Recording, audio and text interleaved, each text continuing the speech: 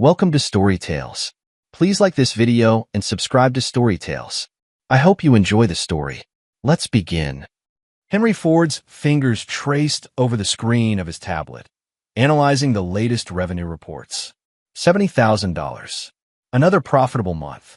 He smiled to himself, a subtle curve of his lips that disappeared as quickly as it formed. The numbers were impressive. His tech logistics company had exceeded expectations again, but no one in his personal life would ever know. For the kitchen downstairs, he heard the front door slam and his wife's voice call out his name, irritation lacing each syllable. Henry took a deep breath, closed the financial app, and pulled up a fake bank statement showing a modest income.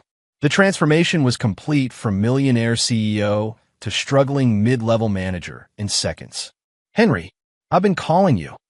Sophia's voice grew louder as she climbed the stairs to his home office. He turned in his chair just as she appeared in the doorway. Even annoyed, Sophia Ford was beautiful, her dark hair falling in perfect waves around her shoulders, her makeup flawless despite the afternoon shopping trip. But the scowl on her face marred what had once attracted him. "Sorry, I was focused on work," Henry said, his voice calm and measured. Sophia snorted, tossing her designer purse onto the small couch in the corner of his office. "Work, right? What little of it you have." She crossed her arms over her chest. Veronica called. She and David just bought a summer house in the Hamptons. Henry's expression remained neutral. Sophia's sister and her surgeon husband were frequent topics of conversation, usually as points of comparison. "That's nice for them." "Nice. It's more than nice, Henry. It's what success looks like." She gestured around the modest office, at the simple furniture and basic decor of their comfortable but unremarkable suburban house in Charlotte. "Not this." Henry observed her silently. Over their 10 years of marriage, he'd watched as the charming, vibrant woman he'd fallen for transformed into someone materialistic and cold. The change hadn't happened overnight, but rather in small increments, a complaint here, a comparison there, until resentment became her default state. "We're doing fine, Sophia," he said quietly. "Fine." She laughed, a brittle sound lacking humor. "Veronica's husband brings home triple what you make in a month." "Triple? And you think we're doing fine?" Henry knew David Stetson's exact income. He'd researched it during a potential business acquisition. His brother-in-law made an impressive surgeon's salary, but it was barely a quarter of what Henry earned. Not that he would correct her. "What did you buy today?" he asked instead, changing the subject as Sophia's eyes lit up momentarily before dimming again. "Just a dress for Veronica's party next weekend. Nothing special. It's not like I can afford anything truly nice on your salary." He nodded, watching as she picked at her manicured nails. The truth was their joint account, the only one she knew about, received a carefully calculated deposit each month. Enough to maintain their middle-class lifestyle, but not enough to satisfy her growing appetite for luxury. "I need to finish this report," Henry said, turning back to his screen. "Of course you do." Sophia's voice dripped with disdain. "God forbid you put in extra effort to get a promotion or something. Anything to make more money." She left the room without waiting for his response. Henry stared at the doorway for a long moment, then returned to his actual work, managing millions of dollars across 3 continents. While his wife believed he struggled to afford her shopping habits, he'd started hiding his success early in their marriage as a simple test, curious to see if Sophia would love him regardless of his financial status. The answer had become painfully clear over time. Now, the deception served a different purpose. It revealed her true character, strip by strip, day by day. His phone buzzed with a message from Kellen Graves, his closest friend and business partner. "Meeting with Japanese investors moved to tomorrow. Need you there. Important deal." Henry typed a quick confirmation. Sophia would complain about another late night, but it didn't matter. Nothing she said mattered anymore. He was simply watching, waiting, learning exactly who she was when she thought he had nothing. The sound of breaking glass echoed from downstairs, followed by Sophia's frustrated curse. Henry closed his eyes for a moment, collecting himself before heading down to see what she destroyed this time. That evening, Henry sat at the dining table, fork moving methodically through the takeout Sophia had grudgingly ordered after announcing she was too tired to cook. She sat across from him, scrolling through her phone, occasionally making disapproving noises at whatever she saw on social media. "Veronica is showing off her new car," she finally said, turning the phone to display a gleaming luxury SUV with her sister posing beside it. "Must be nice to have a husband who can provide." Henry took another bite of his food, chewing slowly. "We have a perfectly functional car, Sophia." "Functional?" She slammed the phone down. "That's your favorite word, isn't it? Functional house, functional car, functional marriage." Her eyes narrowed. "Is that all you want from life, Henry?" "The bare minimum." He set his fork down, studying her face. There had been a time when they talked about dreams, about building something together. When had that stopped? When had acquiring things become her only goal? "What would make you happy, Sophia?" he asked, genuinely curious. She seemed startled by the question, then recovered with a bitter laugh. "A husband who isn't a complete financial failure would be a start." The words didn't hurt anymore. They were just data points, further confirmation of what he already knew. "I see," he said. "No, you don't see." Sophia pushed her plate away. "Do you know what it's like to have my sister pitying me? To have my friends wondering why I stay with you? Everyone knows you're going nowhere, Henry. Everyone, yes, you're a joke. A complete loser who can't even afford to buy his wife decent jewelry." She twisted her wedding ring, a simple band he'd given her before his business took off. "I deserve better than this." Henry wiped his mouth with a napkin and stood. "I have some work to finish." "Of course you do," she muttered. "Run away like always." He paused at the doorway. "I'm not running, Sophia. I'm choosing not to engage. Because you have no defense." Her voice rose. "You can't deny that you're a failure. The evidence is all around us in this pathetic house, with our pathetic car and our pathetic life." Henry simply nodded once and walked away, her words following him up the stairs. In his office, he unlocked a hidden folder on his tablet and checked the progress of his latest acquisition, a tech startup that would fold perfectly into his growing empire. The deal would add another few million to his net worth. Meanwhile, downstairs, his wife believed him incapable of success. The irony wasn't lost on him. It had ceased to be an experiment years ago. Now, it was just a waiting game, waiting for the right moment to show her exactly who and what she'd been belittling all this time. The clock on Henry's dashboard read 9:45 p.m. as he pulled into the driveway of their suburban home. The meeting with the Japanese investors had run longer than expected, but the results were worth it. A new partnership that would expand his logistics operations into East Asia, opening markets he'd been targeting for years. He sat in the car for a moment, transitioning from the powerful CEO who had just closed a multi-million-dollar deal to the supposedly struggling husband Sophia expected to find. The mental shift was practiced, almost automatic now. The house lights were all on, which wasn't a good sign.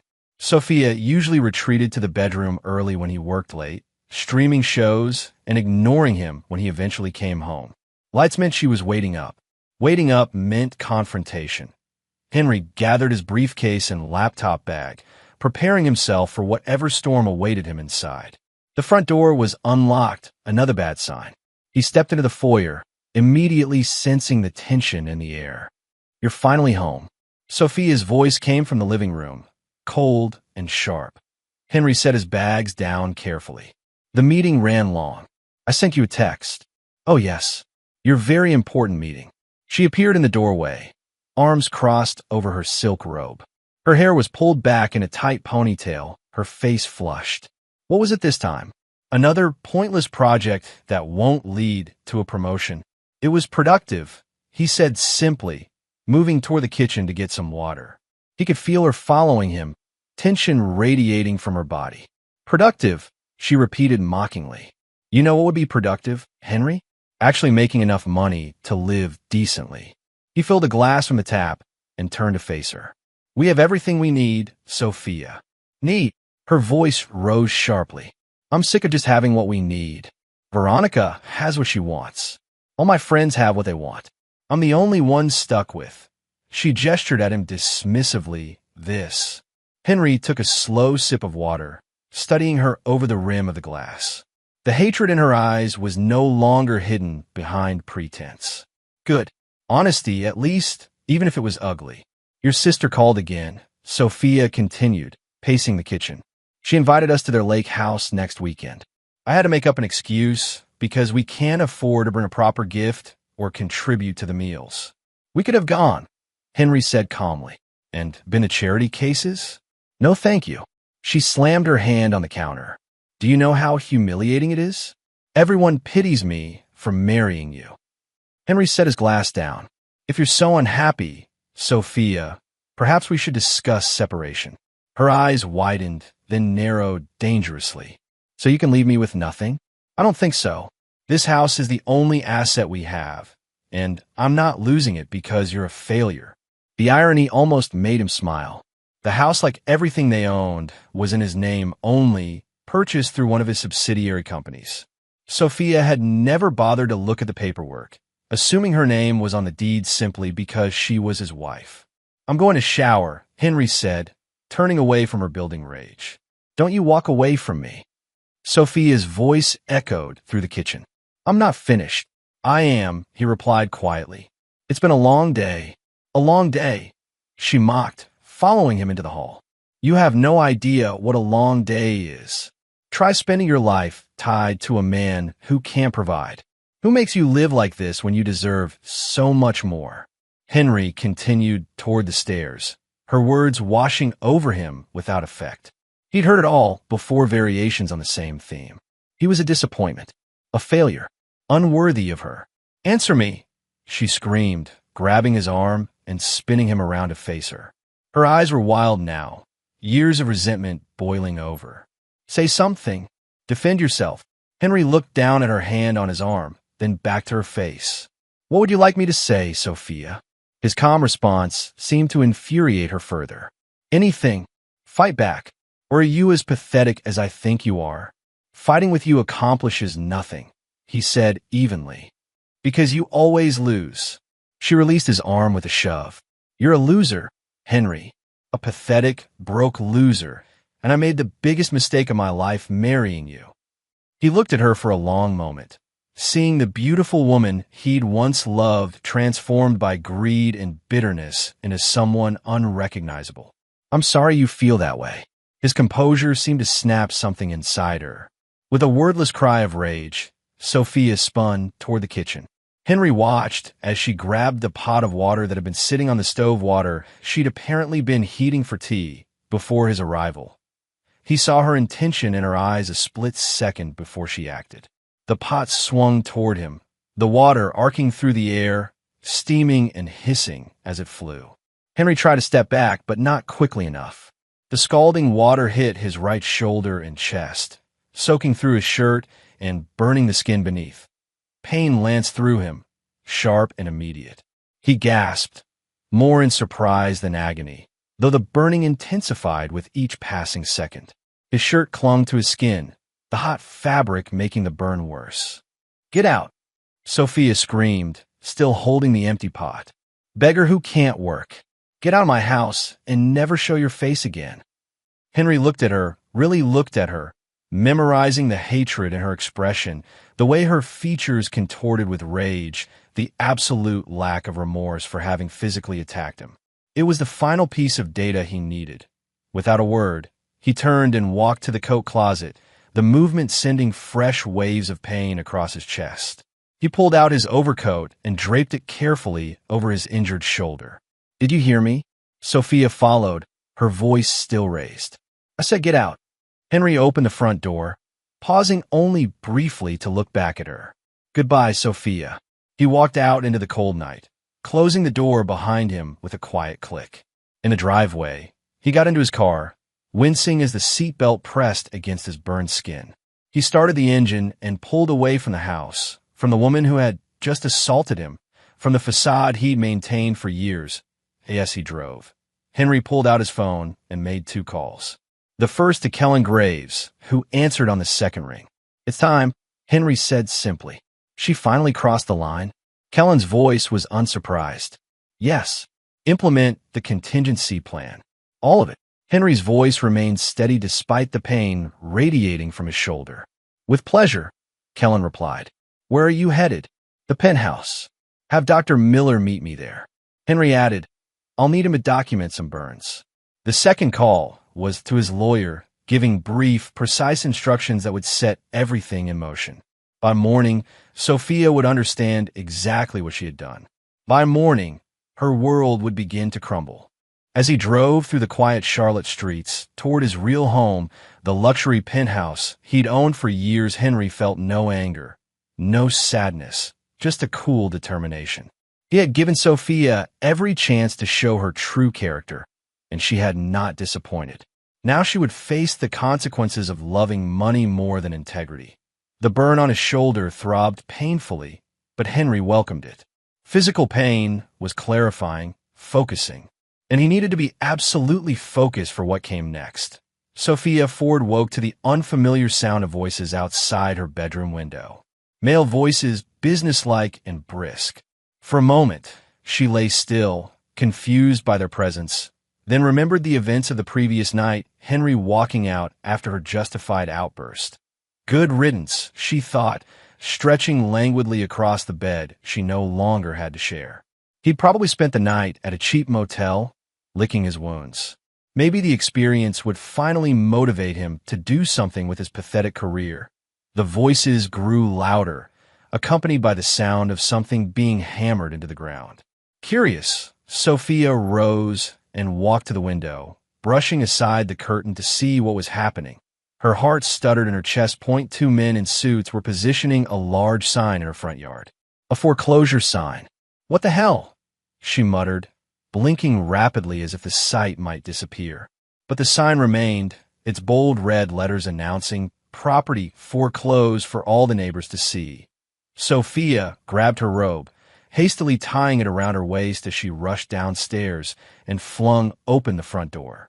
"Excuse me," she called to the men. "There's been a mistake. This house isn't foreclosed." One of the men, older with graying hair and a clipboard, looked up at her with practiced indifference. "Are you Sophia Ford?" "Yes, and this is my house. You need to remove that sign immediately." The man consulted his clipboard. "Ma'am, this property is owned by Ridgepoint Holdings, not by you or your husband. It's been legally repossessed as of 7 a.m. this morning." "That's impossible." Sophia's voice rose. "We've never missed a mortgage payment." "There is no mortgage, ma'am. The property was owned outright by Ridgepoint Holdings, which has terminated the occupancy agreement." He handed her an envelope. "This contains the legal documentation and notice to vacate. You have 24 hours to remove your personal belongings." Sophia stared at the envelope, her mind racing. "Ridgepoint, what? No, this house is in our name. My husband and I bought it 5 years ago." The man shook his head. "According to county records, you were never on the deed, ma'am. Neither was your husband personally. The property has always been owned by Ridgepoint Holdings. If you have questions, the contact information for their legal department is in that envelope." He turned away, considering the conversation over. Sophia stood frozen on the porch, the envelope clutched in her trembling hand, as the men finished securing the sign and walked back to their vehicle. Inside, she tore open the envelope, scanning the legal documents with growing horror. The language was complex, but the message was clear. She had no legal right to the house and never had. The occupancy agreement, something she'd never heard of, had been terminated due to breach of contract conditions regarding tenant behavior. Sophia rushed to Henry's office, frantically searching for the house paperwork they'd signed years ago. She found the folder in his filing cabinet, labeled House Documents, and spread the papers across his desk. There was the purchase agreement she remembered signing. But as she examined it closely, she realized with growing dread that it wasn't a standard mortgage. It was indeed an occupancy agreement between Henry and a company called Ridgepoint Holdings. Her signature was there, but only as an approved occupant, not an owner. "This can't be happening," she whispered, hands shaking as she continued to search through the papers. "This can't be real." A sudden electronic beep from downstairs startled her. Then another, and another, the sounds of appliances powering down. She rushed back downstairs to find the refrigerator dark, the digital clock on the microwave blank. The power had been shut off. Sophia grabbed her phone to call Henry, only to discover her service had been disconnected. She tried the landline with the same result. Even the Wi-Fi was gone. Panic rising, she ran to the front door, intending to borrow a neighbor's phone, only to find the key no longer worked in the lock. Someone had changed it while she was upstairs. No, no, no, Sophia muttered, jiggling the handle uselessly. She was locked inside her powerless house with no way to communicate that a knock at the back door sent her running through the house. Maybe it was Henry, coming to explain this nightmare, to tell her it was all a mistake. But the face that greeted her through the glass wasn't Henry's. It was a moving crew, 3 men in uniforms waiting impassively. Sophia opened the door, confusion and fear making her voice sharp. "What do you want?" "We're here for the furniture and household items," the lead man said, consulting a tablet. "All property belonging to Ridge Point Holdings." "Nothing here belongs to Ridge Point Holdings," Sophia snapped. "Everything in this house is mine and my husband's." The man shook his head. "Not according to our work order, ma'am. We have a detailed inventory of items to remove, which is everything except personal clothing and effects." He showed her the tablet screen, which displayed a comprehensive list of every piece of furniture, every appliance, even the artwork on the walls. "This is insane," Sophia protested. "You can't just take everything. We have legal authorization." He handed her another document. "If you interfere, we're instructed to call the police. You're welcome to stay and monitor, but we have a job to do." Numb with shock, Sophia watched as the team entered her house and began efficiently wrapping and removing items.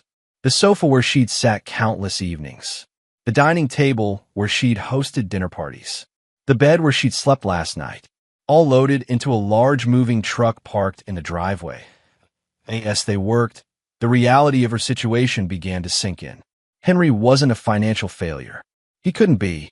No financial failure could orchestrate something like this, which meant the doorbell rang, interrupting her spiraling thoughts.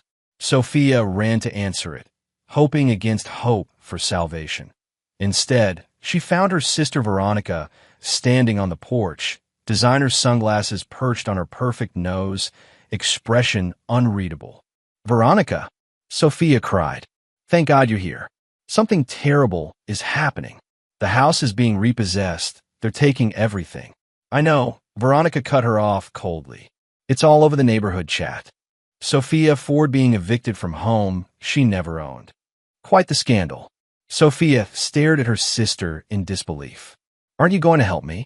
Veronica removed her sunglasses, revealing eyes filled not with sympathy but with contempt. "Help you? After how you behaved? After how you've treated Henry? Why would I do that? What are you talking about?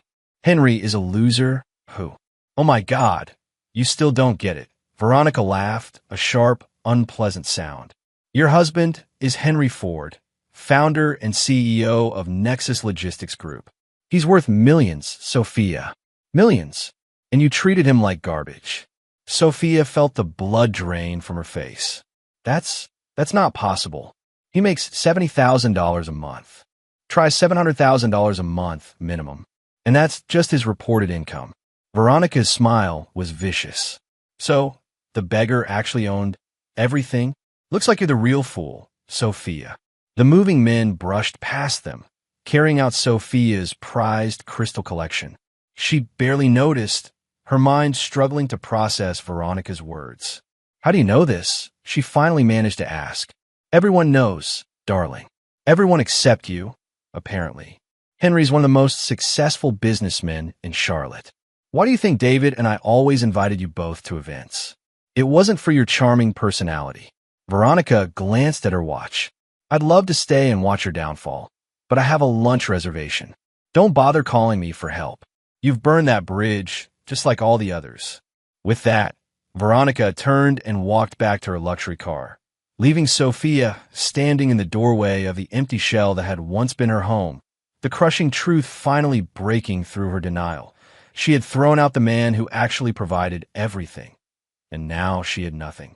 Henry Ford stood at the floor-to-ceiling windows of his penthouse suite in uptown Charlotte, gazing out at the skyline he partially owned.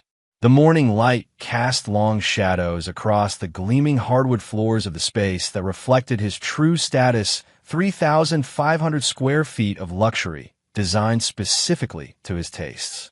Modern furnishings in deep blues and grays, Original artwork by emerging artists he personally selected. A state-of-the-art smart home system that responded to his voice commands. This was his real life. Had been for years, even while maintaining the facade of mediocrity with Sophia. The door to his private elevator opened with a soft chime, and Henry didn't need to turn to know who had arrived. Only one other person had unrestricted access to his penthouse. "Your wife's been evicted," Kellen Graves announced without preamble, striding into the open concept living area. At 40, Kellen was close to Henry's age, but carried himself with a more obvious swagger, the perpetual confidence of a man who had clawed his way up from nothing and wasn't afraid to show it. The movers cleared everything out in under 2 hours. "Professional job." Henry nodded, still looking out at the city. "And the locks changed before she even woke up. Security cameras installed at all entry points, monitoring remotely. If she tries to break in, we'll know." Kellen moved to stand beside him at the window. "How's the shoulder?" Henry rotated it slightly, feeling the pull of the bandages underneath his tailored shirt. "Dr. Miller says second-degree burns. It'll heal. And you got photos for the records." "Full documentation. Medical report filed. The penthouse security cameras also caught my arrival last night, injured." Henry turned to face his friend. "I'm not pressing charges. Not yet. That's not the point of this." Kellen's eyes narrowed. "What is the point, then?" "She physically attacked you, Henry. That's assault. We could have her arrested today." "The point," Henry said, walking toward the kitchen to pour them both coffee from the expensive machine that ground beans for each cup, "is that I want her to understand what she's done. Not just to me, but to herself. An assault charge now would be too quick, too easy for her to dismiss as me being vindictive." He handed Kellen a cup, the rich aroma filling the space between them. "No, I want Sophia to experience true suffering, the kind that comes from watching everything you thought you were entitled to slip through your fingers." Losing the house was just the beginning. Kellen accepted the coffee, his expression contemplative. "You've been planning this for years, haven't you? The separate house ownership, the hidden accounts, all of it." "Not initially." Henry moved to sit on one of the sleek leather sofas that faced the window view. "When we first married, I kept my success private as a test to see if she loved me or what I could provide. I had hopes that she would pass. But she failed spectacularly," Kellen concluded, joining him. "Yes." Henry's voice remained even, unemotional. "Once I knew who she truly was, I began making preparations. Protecting my assets, documenting her behavior, building the case, so to speak, for divorce." Kellen asked. Henry shook his head. "Divorce implies a legal battle, financial negotiations. Sophia doesn't deserve the dignity of that process. This isn't about ending a marriage, it's about erasing a mistake." The two men sat in silence for a moment, sipping their coffee. The penthouse was quiet except for the faint sounds of the city below, muffled by the premium insulation and triple-pane windows. "The board meeting is at 11, Kellen finally said, changing the subject. "The European acquisition is on the agenda." Henry nodded. "I'll be there. Have Thomas bring the car around at 10:30. Kellen studied his friend carefully. "You seem different today. Lighter somehow." "I feel liberated," Henry admitted. Maintaining that facade was exhausting. Pretending to be less than I am, watching her belittle achievements she knew nothing about. It was a necessary experiment, but I'm glad it's over. "And now," Kellen pressed, "what's the next move in this game?" Henry took another sip of his coffee, savoring the complex flavors. "Now we watch as Sophia discovers what happens when the safety net disappears. She'll go to friends first, then family. They'll reject her, they always knew who she was. Then she'll try to find me, to fix what she's broken. That's when the real plan begins." "Sounds like you've thought of everything," Kellen said, a hint of admiration in his voice. "I've had years to consider each possibility." Henry set his cup down and stood, moving back to the window to look out at his city. Sophia made a critical error. She assumed I was weak because I was quiet. She mistook patience for passivity. She's about to learn the difference. Kellen joined him at the window. "And when she's completely ruined, what then?" Henry's reflection in the glass showed no emotion, just calm certainty. "Then I'll remember her name only as a lesson, learn to remind her to never again mistake beauty for character. The morning sun caught the glass buildings of uptown Charlotte, making them gleam like the future Henry had always known was his. In his reflection, he saw not the modest husband Sophia had disdained, but the ruthless business titan he'd always been finally free to live his truth in the open. The burn on his shoulder was a small price to pay for such freedom. Sophia sat on the front steps of the empty house, the foreclosure sign looming in the yard like an accusation. The moving crew had finished their work, leaving her with nothing but the clothes in her closet and a few personal items they deemed not on the inventory. Her phone was useless without service. The house keys no longer worked, and the neighbors had drawn their curtains, avoiding the spectacle of her humiliation. She needed help. She needed a friend.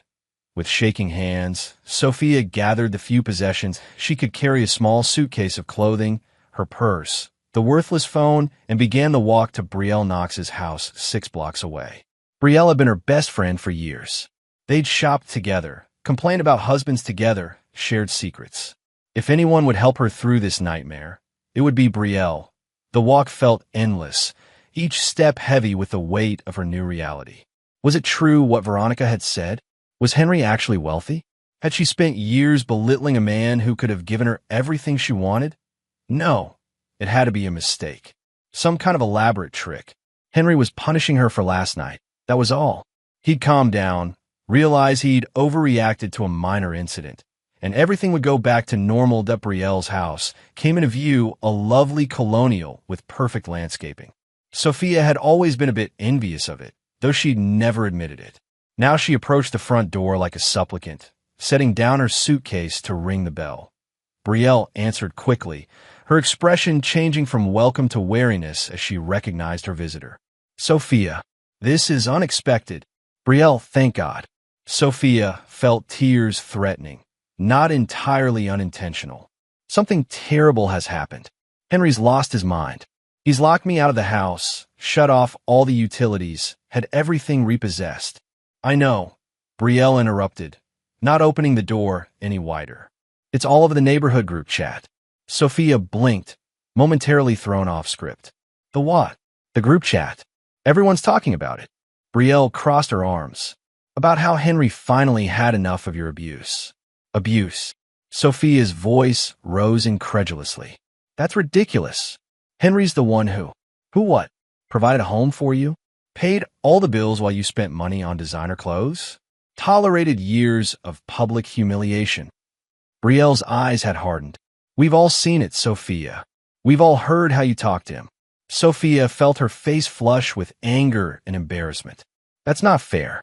You don't know what it's been like, married to someone so unsuccessful. Betrayal actually laughed, a short, disbelieving sound. Unsuccessful? Henry Ford is one of the wealthiest men in Charlotte. Everyone knows that. That's what Veronica said, but it can't be true. We live in a modest house, drive a 5-year-old car. Because that's what he wanted you to believe. Betrayal shook her head. God, you really don't get it, do you? Henry was testing you, and you failed in the most spectacular way possible. Sophia stared at her supposed friend, the reality of her situation becoming clearer with each passing moment. If you knew he was wealthy, why didn't you tell me? He asked us not to. All of us. He wanted to see if you'd love him for who he was, not what he could give you. Betrayal's expression was a mixture of pity and disgust. And after the way you treated him all these years, are you really surprised he finally had enough? Sophia felt the ground shifting beneath her feet, her carefully constructed worldview crumbling. I need a place to stay, just for a few days until I can figure things out. Please, Betrayal. No. The response was immediate, without hesitation. I've watched you belittle Henry at every dinner party, every gathering for years. I've listened to you complain about him while spending his money. I've kept quiet because he asked us to, but I've always disliked who you became, Sophia. The entitled, materialistic persona you develop. You can't be serious, Sophia whispered, shock giving way to desperation. We're friends. We were friends, Betrayal corrected. Before you decided that status and money were more important than character. She stepped back, beginning to close the door. I suggest you find a hotel. Or call Veronica. I'm done enabling your behavior. The door closed with a definitive click, leaving Sophia standing on the porch, her suitcase at her feet, with one less option and one more confirmation of Henry's deception. As she turned to leave, she noticed the neighbors watching from windows and porches. Word had spread quickly. Her humiliation was now a public spectacle. She lifted her chin, mustering what dignity she could, and walked away from Brielle's house with no destination in mind. Hotel wasn't an option. Her credit cards were all joint accounts with Henry, likely frozen by now. Friends were apparently not friends at all. That left only one possibility, one she dreaded almost as much as homelessness. Veronica. 2 hours and 3 declined rideshare payment methods later, Sophia stood outside her sister's mansion in the exclusive Myers Park neighborhood of Charlotte. The house had always intimidated her. 10,000 square feet of ostentatious wealth, a monument to Veronica's successful marriage to surgeon David Stetson. Now it represented her last hope. Sophia pressed the intercom button at the gate, swallowing her pride. Yes. Veronica's voice crackled through the speaker. It's me, Sophia said, trying to keep the desperation from her voice. I need to talk to you. A long pause followed. Then the gate swung open without further comment. Sophia trudged up the long driveway, her suitcase feeling heavier with each step. By the time she reached the imposing front door, Veronica was waiting, leaning against the doorframe with an expression of barely concealed satisfaction. Well, she said, looking Sophia up and down. How the mighty have fallen. Sophia bit back a retort. She couldn't afford to alienate her last potential lifeline. I need a place to stay, just until I sort things out. Veronica raised a perfectly shaped eyebrow. And why would I help you? After all the times you've looked down on me and David, pretending your life was so perfect? I never looked down on you, Sophia protested weakly. Please. Veronica's laugh was sharp. Every time I mentioned a new purchase or trip, you had some passive-aggressive comment about flashy displays of wealth, or how you and Henry preferred a more modest lifestyle. As if it was a choice and not a necessity. Sophia looked down at her feet, unable to deny the accusation. She had said those things, trying to mask her envy with moral superiority. I'm sorry, she said finally, the words feeling foreign on her tongue. I was jealous. Obviously, Veronica examined her manicure. And now you need my help. Ironic, isn't it? Veronica, please. I have nowhere else to go. Her sister studied her for a long moment, then stepped aside. You can stay in the guest house. Temporarily. Relief flooded through Sophia. Thank you. I promise I won't be a bother. You already are, Veronica said flatly. But family is family, even when they're awful. She led the way through the house, toward the back. There are conditions, of course. Sophia followed, trying not to notice the luxury surrounding her, the marble floors, the designer furniture, the original artwork that probably cost more than her entire wardrobe. What conditions? You'll work for your keep, Veronica said over her shoulder. My regular housekeeper is on vacation, and I need someone to fill in. Sophia stopped walking. You want me to be your maid? Veronica turned, her smile cold. Beggars can't be choosers, Sophia. Either accept the offer or find a shelter. The humiliation burned through her, but Sophia had no alternatives. Fine, she managed through gritted teeth. I'll do it. Excellent. Uniforms are in the guest house closet. You start tomorrow at 7 a.m. I'll leave a list of duties. Veronica continued walking toward the back of the house. Oh, and Sophia, if you steal anything, I'll have you arrested. Don't think I won't. The guest house was actually a converted pool house, luxurious by most standards, with a small kitchenette, bathroom, and studio living space, but modest compared to the main house. Sophia set her suitcase on the bed, the reality of her situation sinking in further. She, Sophia Ford, would be cleaning her sister's toilets tomorrow. The thought was so absurd, so completely at odds with the life she'd imagined for herself, that she began to laugh, a high, slightly hysterical sound that quickly transformed into sobs. She sank onto the bed, burying her face in her hands as the tears came, hot and bitter. How had everything fallen apart so completely in less than 24 hours? When the tears finally subsided, Sophia moved to the small sofa by the window, staring blankly at the pool and manicured grounds beyond.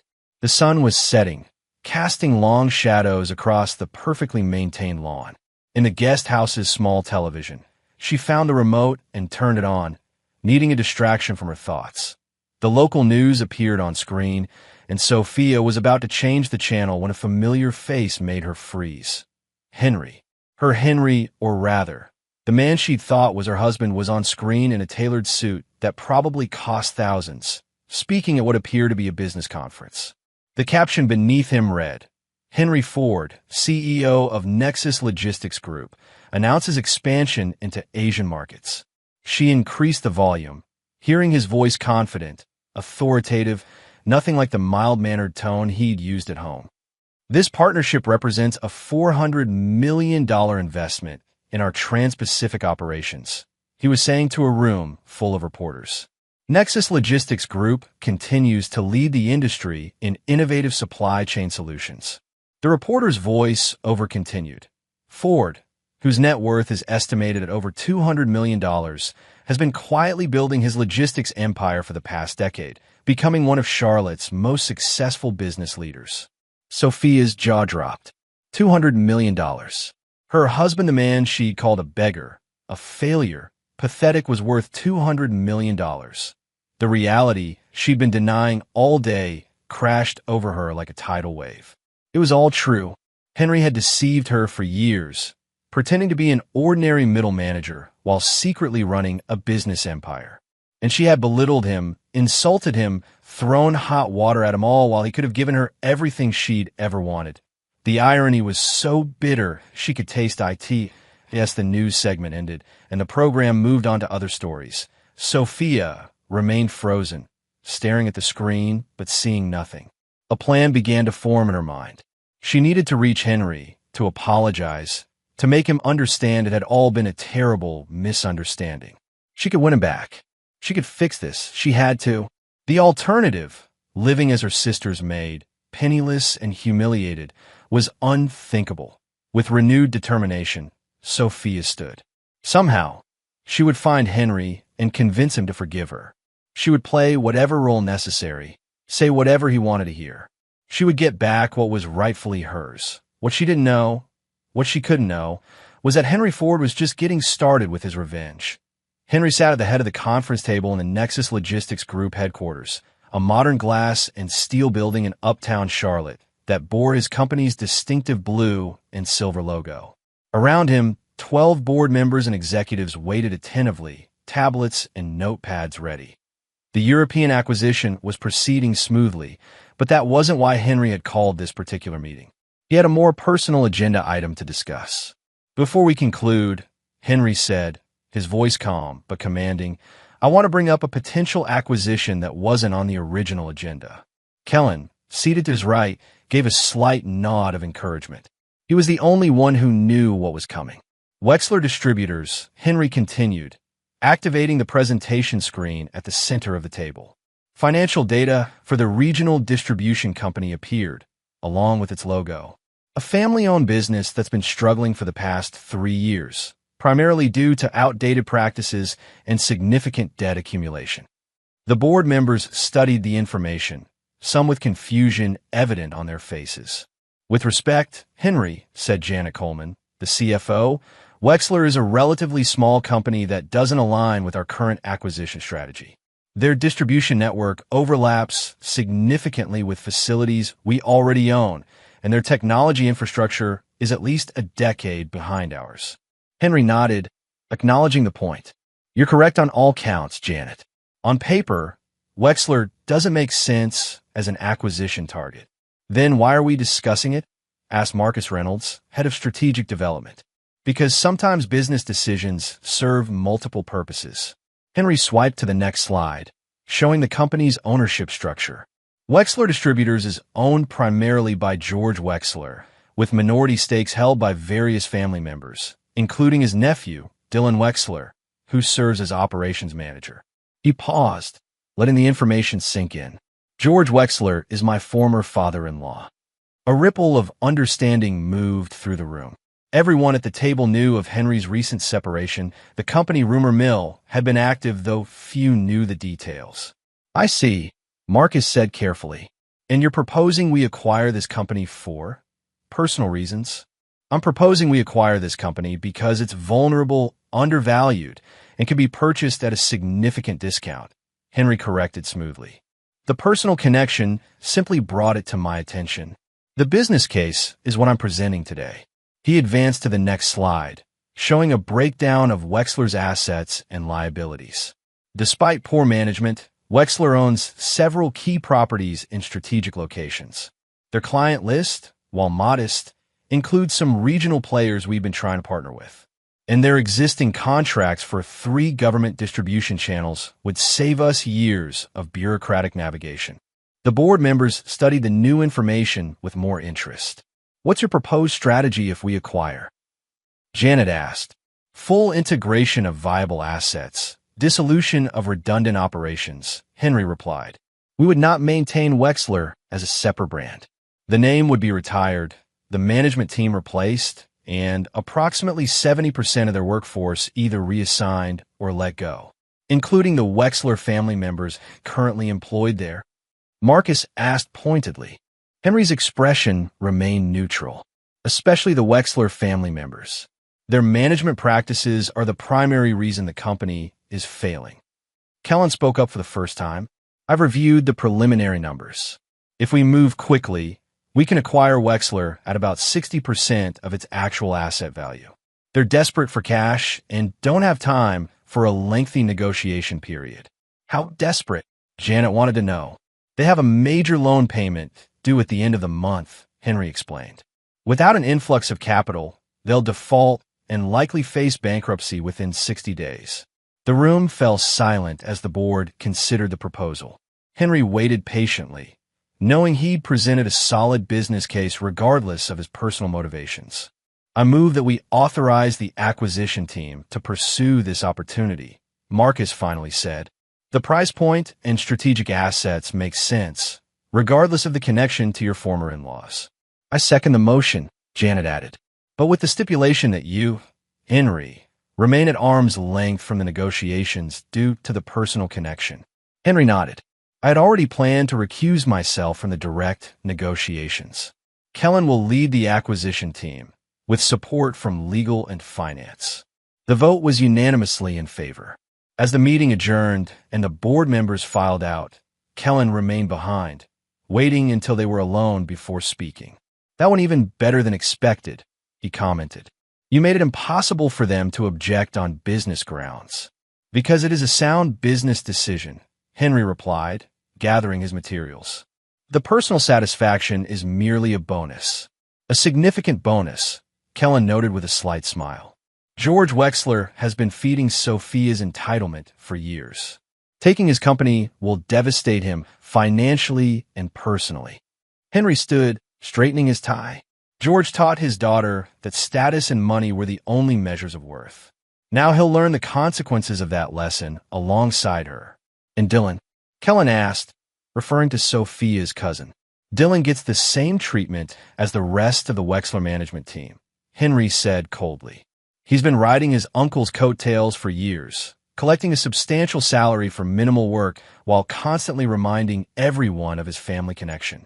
His competence doesn't justify his position. They walked together toward Henry's private elevator. How long before the acquisition is complete? Henry asked. With the board approval, we can move aggressively. 2 weeks, maybe less. They don't have the luxury of exploring other options. Henry nodded, satisfied. Make it happen. And Kellen? Make sure the press release specifically mentions the company will be fully absorbed and the Wexler name retired. I want that point very clear. The elevator doors opened, and Henry stepped inside. Any updates on Sophia? She's staying at her sister's guest house, Kellen reported. Working as a housekeeper to earn her keep, according to our sources. A flicker of satisfaction crossed Henry's face. Good. Let me know when the Wexler deal is finalized. I want to time the next phase carefully. As the elevator doors closed, Henry allowed himself a small smile. The pieces were moving exactly as he'd planned. Sophia was experiencing the first stages of true desperation, and soon her entire family would feel the weight of his influence. The burn on his shoulder had faded to a dull ache, a constant reminder of why he was doing this. Not out of passion or anger, but out of a cold, calculated desire for justice. Sophia and her family had believed themselves superior while looking down on him. Now, they would learn exactly who they had been disdaining all these years. Henry checked his watch. He had a meeting with Japanese investors in 30 minutes. Business continued. After all, his revenge was important, but it was just one project among many in his expansive portfolio. And like all his projects, it would be executed with meticulous precision. 10 days later, George Wexler stood in the lobby of Nexus Logistics Group headquarters, his weathered face lined with defeat. At 65, he had the look of a man who had aged years in a matter of days. Beside him, Dylan Wexler, 32 and visibly angry, paced in short, frustrated bursts. "This is bull," Dylan muttered, loud enough for the receptionist to hear. "He can't just do this." "He can, and he did," George replied tiredly. "We signed the papers, Dylan. It's done, because we had no choice." He knew we were about to default on the loan. He deliberately waited until we were desperate. George sighed. "That's business. We've done similar things over the years." "Not to family," Dylan insisted. "He's not family anymore." George glanced at his watch. "And he's making us wait on purpose." As if on cue, the elevator doors opened, and Kellen Graves stepped out, immaculately dressed in a charcoal suit. "Mr. Wexler, Mr. Wexler," he greeted them with professional courtesy. "Thank you for coming. If you'll follow me, we can discuss the transition details." "We're here to see Henry," Dylan demanded. "Not his lackey." Kellen's expression didn't change. "Mr. Ford is unavailable. As the lead on this acquisition, I'll be handling all transition matters. Now, if you'll follow me." He turned without waiting for a response, heading back to the elevator. George followed with a resigned expression, pulling Dylan along with a firm hand on his arm. The elevator took them to the 30th floor, where Kellen led them to a conference room with views overlooking the city. The Nexus Logistics logo dominated one wall, while the opposite featured a large screen currently displaying the Wexler Distributors logo with a line drawn through it. "Please sit." Kellen gestured to the chairs. George sat heavily, but Dylan remained standing. "This is personal, and we all know it," he said accusingly. "Henry is doing this to get back at Sophia." Kellen arranged his tablet and papers methodically before responding. "Mr. Ford's personal life has no bearing on this business transaction. Wexler Distributors was a strategic acquisition based on asset evaluation and market positioning." "Bullshit," Dylan spat. "You're telling me it's coincidence that he bought us out right after separating from Sophia?" "I'm telling you," Kellen said evenly, "that Nexus Logistics Group made a business decision approved unanimously by our board directors. Now, shall we discuss your severance packages, or would you prefer to continue with unfounded accusations?" George placed a restraining hand on Dylan's arm. "Let it go, son. What's done is done." Defeated, Dylan finally sat. Kellen nodded and began outlining the terms of their departure from the company they had once owned. As per the acquisition agreement, all Wexler family members will be removed from operational positions effective immediately. You'll receive 2 months severance pay, which is generous considering the company's financial situation prior to our purchase. 2 months. Dylan looked outraged. "I've worked there my entire adult life." "Yes," Kellen agreed. "And during your tenure as operations manager, the company lost market share every quarter and accumulated significant debt. Your performance doesn't justify additional consideration." George closed his eyes briefly, the humiliation evident on his face. "What about the other employees? There are people who've been with us for decades. Non-family employees will be evaluated individually," Kellen explained. "Those with valuable skills may be offered positions within Nexus. Others will receive standard severance packages based on years of service." "So it is personal," Dylan insisted. "You're specifically targeting the Wexler family." "We're specifically targeting ineffective management," Kellen corrected. "It's not our fault that description applies to all Wexler family members currently employed." He slid 2 folders across the table. These contain your formal severance agreements. You'll need to sign them before leaving today to receive the outlined benefits. You'll also find NDAs preventing you from discussing the terms of the acquisition or your departure. George picked up his folder with a trembling hand. Can I ask one question, Mr. Graves? Kellen inclined his head slightly. Of course. Did Henry ever mention why? Not the business reasons. We both know those are justifications. The real reason. Kellen considered the older man for a moment. Mr. Ford doesn't need to explain his business decisions to me or anyone else. But if you're asking whether your daughter's behavior influenced his awareness of your company's vulnerability, I think you already know the answer to that question. George nodded slowly, the confirmation of his fears visible in his expression. She ruined us, he whispered. No, Kellen corrected. Your company was already failing due to your own poor management. But Sophia certainly didn't help your case. He stood. I'll give you some privacy to review the documents. A notary is waiting in the next room when you're ready to sign. As Kellen left, Dylan turned to his uncle. We can fight this. There has to be something. There isn't. George interrupted, his voice hollow. It's over, Dylan. The company, my retirement, your job, it's all gone. And unlike Sophia, we don't have a rich sister to take us in. In his private office 6 floors above, Henry reviewed the security feed from the conference room, watching as his former father-in-law came to terms with his new reality. There was no satisfaction in the older man's defeat. George was merely collateral damage in a larger strategy. His phone buzzed with a message from Kellen. They're signing. G compliant, D angry but powerless. News should reach S within hours. Henry sent a simple acknowledgement and returned to his actual work. The Wexler acquisition was a minor note in his business portfolio. The company would be stripped for parts, its valuable assets absorbed, its name erased from the business landscape. Just another day at Nexus Logistics Group. But for Sophia, currently scrubbing her sister's floors for room and board, the news would be devastating. Another support system gone. Another bridge burned. Another consequence of her actions becoming painfully clear, and Henry was just getting started. The Charlotte Business Gala was the premier social event of the season, bringing together the city's elite entrepreneurs, executives, and influencers for an evening of networking, charity, and recognition.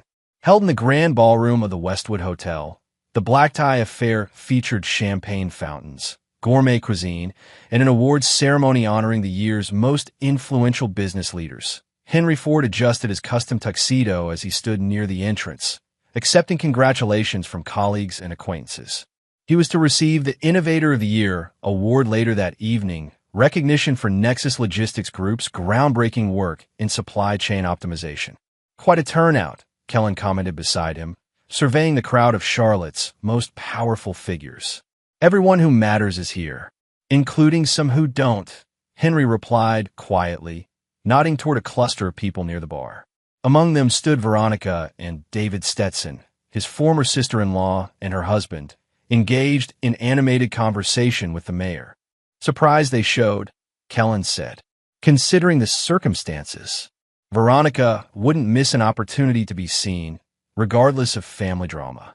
Henry accepted a glass of champagne from a passing waiter.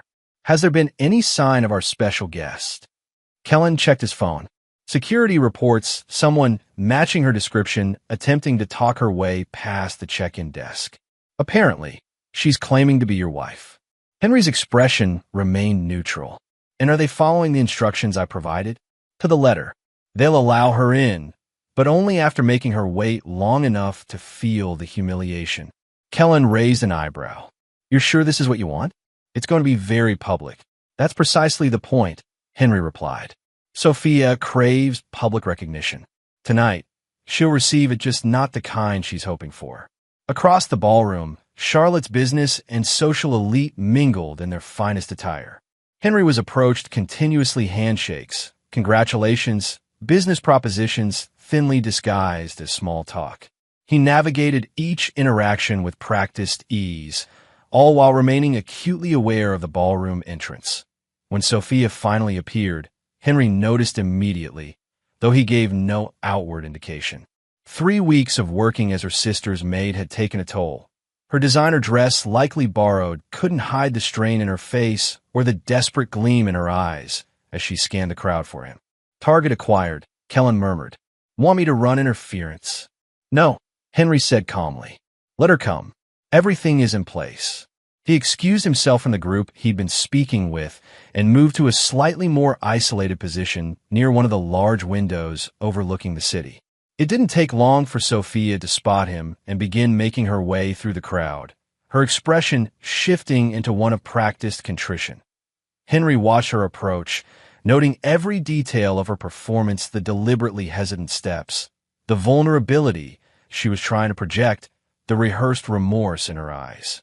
He'd seen this act before, when she wanted something particularly expensive or when she'd gone too far with her criticism and feared he might finally stand up for himself. It had never worked on him, even when he'd pretended it did.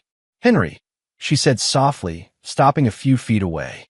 Thank you for letting me in. I wasn't sure you would. He regarded her silently, his face impassive. You look wonderful, she continued, filling the silence nervously. Congratulations on your award. I always knew you would be successful. The blatant lie might have been amusing if it weren't so pathetic. Henry remained silent, simply watching her squirm under his gaze. Please, Sophia finally said, her voice dropping to a whisper. Can we talk? Just for a few minutes? There's been a terrible misunderstanding. A misunderstanding, Henry repeated, his voice cool and controlled. Is that what you call throwing boiling water at me? A misunderstanding. Sophia glanced around nervously, aware that nearby guests were beginning to notice their interaction. I was upset. I didn't mean to hurt you. Yet you did. Henry's words were precise, measured. You meant to hurt me for years, Sophia. With your words, your disdain, your constant reminders of how disappointed you were in the husband you thought I was. I didn't know, she pleaded, taking a step closer. Several heads were now turning their way. I didn't know who you really were. If you had known I was wealthy, you would have treated me differently, Henry finished for her. That's not a defense, Sophia. It's a confession. Tears welled in her eyes, calculated, he knew. Sophia had always been able to cry on command when it served her purposes. I made a mistake. A terrible mistake. But people deserve second chances, don't they? The opportunity to make things right. More people were watching now, the drama unfolding between them drawing attention from across the ballroom. Henry saw Veronica and David observing from a distance, their expressions a mixture of embarrassment and morbid curiosity. Forgiveness, Henry finally said, loud enough for those nearby to hear clearly. You mistake me for a weaker man. He made a subtle gesture to Kellen, who pressed a button on his phone. Instantly, the large screens positioned around the ballroom for the awards presentation flickered to life.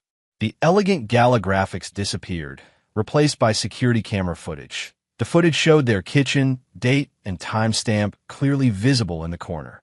Henry walking away, Sophia screaming.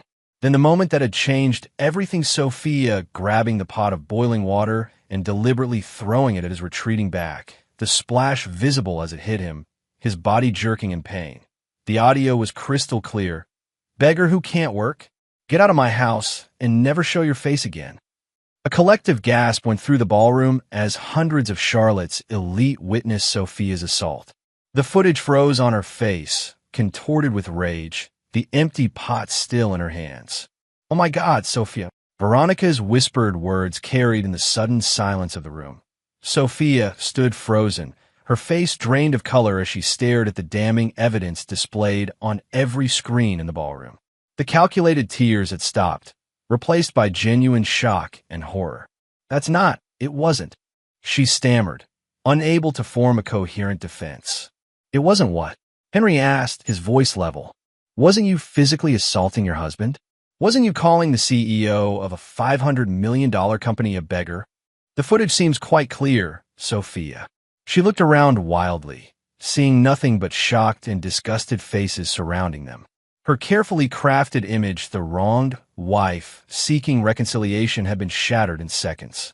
I didn't come here to embarrass you, Henry continued, though they both knew that was exactly his intention. I came to accept an award for the business success you spent years belittling. Your presence is neither required nor welcome." He gestured subtly, and two security personnel materialized at Sophia's sides.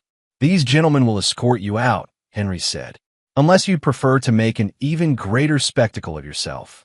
Sophia's shock gave way to desperate anger. "You can't do this to me. I'm your wife." "Ex-wife. As of this morning," Henry corrected her. "The divorce was finalized at 9 a.m. You'll be receiving the papers tomorrow. You contested nothing, as you had no legal standing to do so." The security guards each took one of Sophia's arms, gently but firmly. "You'll regret this," she hissed, her true nature emerging as her performance fell away. "You think you've won, but I'll find a way to make you pay." Henry almost smiled at the empty threat. "Goodbye, Sophia. I suggest using the service entrance. It's more appropriate for your current status." As the guards led her away, the murmurs in the ballroom grew louder. Henry nodded to Kellen, who signaled for the screens to return to the gala presentation. The moment of public spectacle was over, but the damage to Sophia's reputation was complete. Veronica approached cautiously, her husband trailing behind her. "Henry, I had no idea she was planning to come tonight. I would have stopped her if—" "It's fine, Veronica." Henry cut her off politely. "Sophia made her choices. Now she's facing the consequences." "The footage," Veronica said hesitantly. "You've had it all this time." "I've documented everything for years," Henry replied. "Every insult, every public humiliation, every private cruelty. Tonight was just one example." David Stetson cleared his throat uncomfortably. "She's been working for us, as I'm sure you know. After tonight, well, it might be best if alternative arrangements were made." Henry nodded. "Do what you need to do. Sophia is no longer my concern." As they walked away, Kellen rejoined him. "That went exactly as planned," he observed. "Her reputation in this city is finished." "Yes," Henry agreed, taking a sip of his champagne. "And with it, her last hope of social redemption." The evening continued, the incident becoming the whispered topic of conversation throughout the gala. When Henry accepted his award later that night, the applause was particularly enthusiastic, partly for his business achievements, but also for the way he had handled the confrontation with such composure. In one mentioned the calculated cruelty of his public exposure of Sophia. No one needed to. In the world of power and wealth that Henry inhabited, such decisive handling of threats was not just accepted, but admired. As he delivered his acceptance speech, Henry felt no triumph, no joy in Sophia's humiliation. Only the cool satisfaction of a plan perfectly executed and the knowledge that justice's version of it was being served. The burn scar on his shoulder, hidden beneath his tuxedo, no longer hurt. But he would never forget it was there. The night air bit into Sophia's skin as she stumbled down the service entrance steps of the Westwood Hotel, her borrowed designer heels catching on the uneven pavement.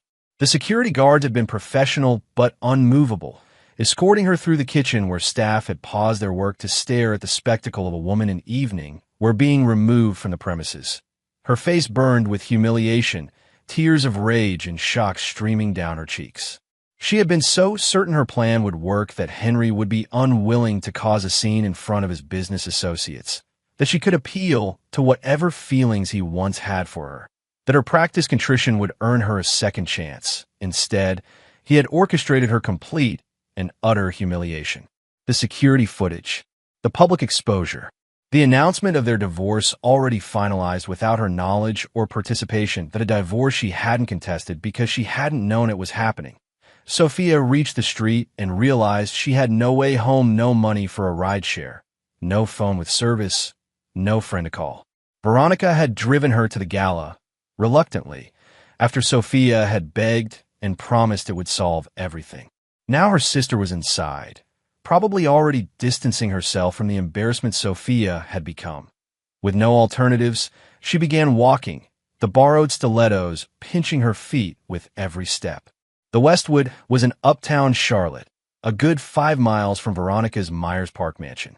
A walk that would take hours in these shoes.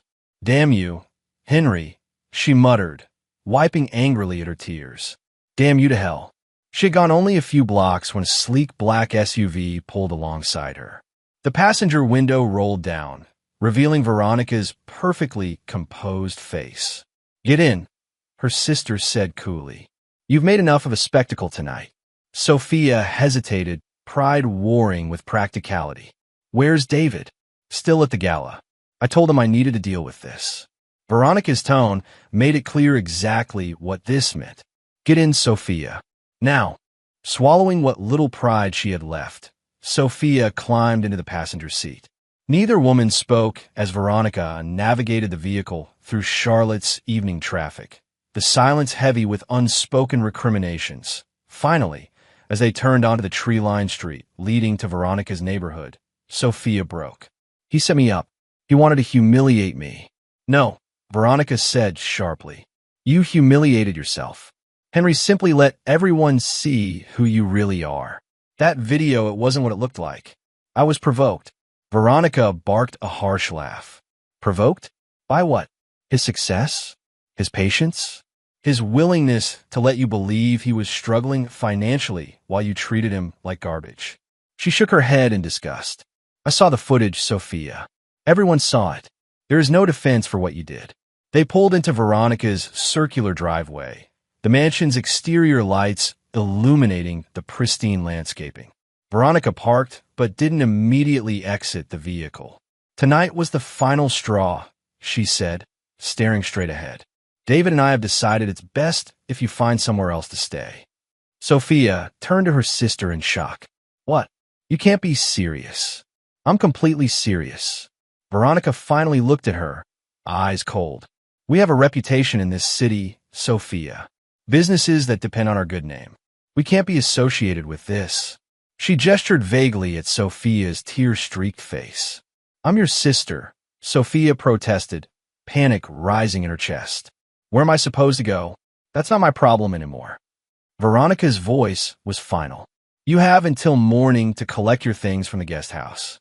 I've left $500 on the bed, enough for a week at a budget motel while you figure out your next steps." "A motel?"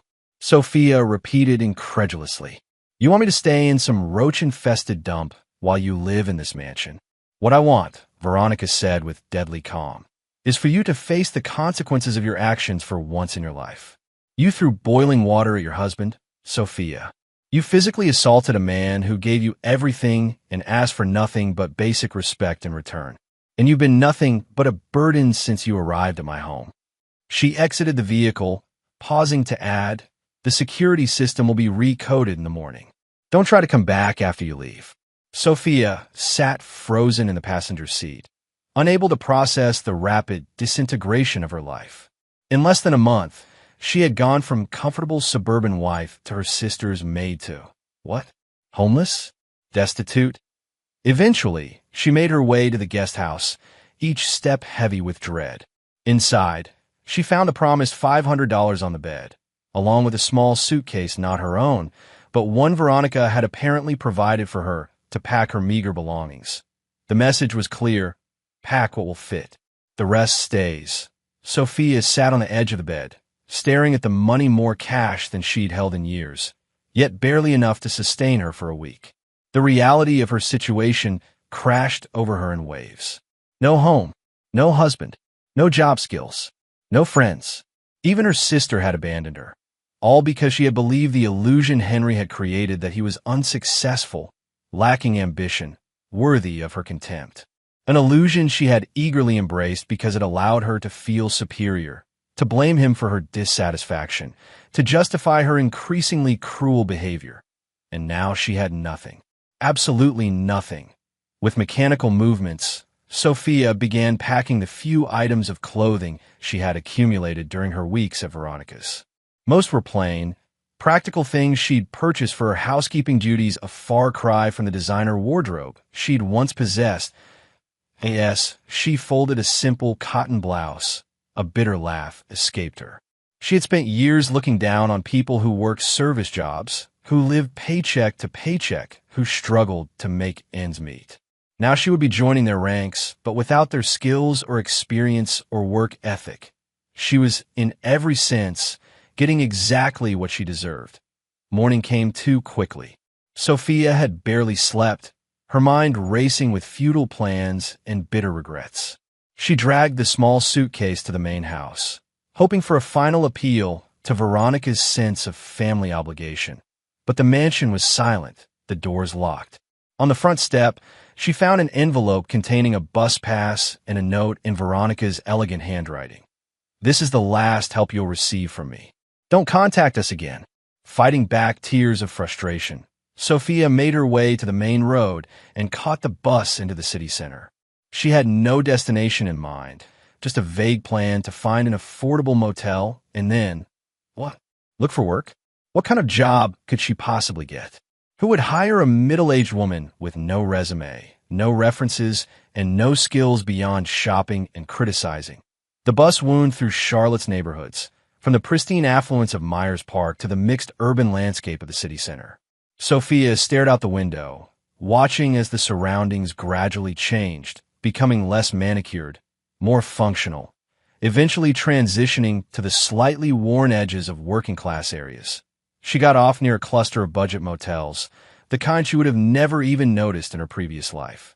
Now she compared their advertised rates carefully, counting the days each would allow her to stretch Veronica's $500. The Victorian offered the lowest weekly rate, though its peeling paint and flickering neon sign explained why. Sophia approached the front desk, where a bored-looking clerk barely glanced up from his phone. "Need a room," she said, trying to keep the defeat from her voice. "The weekly rate." The clerk pushed a form toward her. "ID and credit card for incidentals." "I'll be paying cash," Sophia said, fingering the bills in her purse. "And I don't. My ID was recently stolen. I'm waiting for a replacement." The clerk finally looked at her properly, taking in her appearance the expensive dress from last night, now rumpled from sleeping in it, the designer shoes scuffed from walking, the carefully maintained hair, now limp and unwashed. "Cash only is an extra 50 deposit," he said after a moment. "No ID means you'll need to pay for the full week up front." Sophia nodded mutely, counting out the bills. Almost half of her money, gone in an instant. The clerk handed her a key, an actual metal key, not the electronic card she was accustomed to, and pointed toward a corridor of numbered doors. "Room 114. Checkout is at 11 a.m. on your last day. No refunds, no exceptions." The room was exactly what Sophia expected: small, dingy, with a bed that sagged in the middle and carpet that had seen better decades. The bathroom featured water stains around the fixtures and a shower curtain that reeked of mildew. But it was shelter, a temporary respite while she figured out what to do next. She sat on the edge of the bed, staring at the water-stained wall, and for the first time truly understood what Henry had done. He hadn't just left her, he had systematically dismantled every aspect of her life, every support system, every safety net. The house, the possessions, the family connection, her reputation, her social standing, all gone, piece by piece, in a carefully orchestrated sequence of events. 3 months after the gala incident, Henry Ford stood on the private balcony of his newest acquisition, a sprawling estate in the same neighborhood where he had once lived with Sophia. The property had been completely renovated, transformed from a modest suburban home into a luxury day spa that catered to Charlotte's elite. The sign at the entrance, elegant in its simplicity, read Ford's Revenge Spa and Wellness Retreat. Kellen joined him on the balcony, handing him a glass of aged whiskey. "Quite a turnout for the grand opening," he commented, nodding toward the valet area where luxury vehicles continually arrived, discharging well-heeled patrons eager to experience the city's newest exclusive establishment. "The waiting list is booked 3 months out," Henry confirmed, taking a sip of his drink. "The membership committee has been selective in their approvals." Kellen smiled knowingly. "I noticed Veronica and David Stetson were denied, as were all the Wexlers and anyone who expressed sympathy for Sophia's situation." Henry's tone was matter-of-fact. "This isn't just a business venture. It's a statement that's turned quite profitable," Kellen noted. "The property value has tripled since the renovation." Henry nodded absently, his attention caught by a figure on the street below, a woman in worn clothing, pushing a shopping cart containing what appeared to be all her worldly possessions. Even from this distance, he recognized Sophia immediately. Her appearance had deteriorated significantly since he'd last seen her. The designer clothes were gone, replaced by thrift store cast-offs. Her once perfect hair hung limp and unwashed. She moved slowly, with the hesitant gait of someone who had nowhere to go and all day to get there. She stopped at the edge of the property, staring up at the building that had once been their home, now transformed into a monument to her downfall. The irony of the name Ford's Revenge clearly not lost on her. Henry watched impassively as she stood there, a paper cup in her hand, occasionally approaching passers-by who mostly ignored her or gave her a wide berth. The woman who had once sneered at the less fortunate was now one of them, homeless, penniless, reduced to begging on the streets of the city where she had once aspired to social prominence. "She's there again," Kellen observed, following Henry's gaze. "Third time this week. I know, trying to get your attention, most likely. We're hoping you'll take pity on her." Henry took another sip of his whiskey, savoring the complex flavors. "She'll be disappointed on both counts. The managers want to know if they should call the police, have her removed for loitering." Kellen studied his friend's face. "Your call." Henry considered the question, watching as Sophia approached another potential donor who quickly walked away. No, he decided. Let her stay. Let her see what she lost. Let her witness others enjoying the luxury she might have shared if she'd been a different kind of person. Kellen nodded, unsurprised by the decision. "So what now?" "The European expansion is proceeding ahead of schedule. The Asian partnerships are exceeding projections. Nexus is more successful than ever." Now, Henry turned away from the sight of his former wife, focusing instead on the view of the city skyline in the distance. "I enjoy the peace that comes with knowing I never forgave, never forgot, and I won." Below, Sophia looked up, somehow sensing she was being observed.